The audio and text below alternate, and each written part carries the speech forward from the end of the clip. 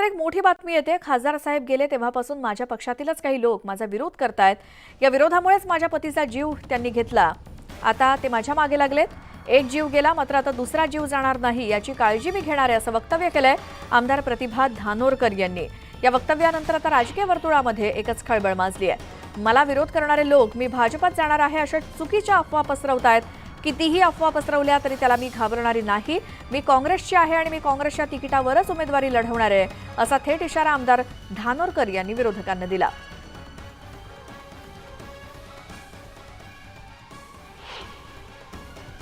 आपण पाहिलं असेल की आमच्या पक्षात अनेक लोक आहे की जे माझा विरोध सतत खासदार साहेब गेले तेव्हापासून करत आहे। या विरोधामुळेच आज माझ्या नवऱ्याचा सुद्धा जीव त्यांनी घेतला आणि माझ्याही मागे ते लागून आहे। पण एक जीव गेला आता दुसरा जाणार नाही याची काळजी मी घेईन। कुठल्या गोष्टीला भिणारी मी नाही आहे। मी काँग्रेसचीच आहे आणि मी काँग्रेसच्याच तिकीटवरती लढवणार आहे।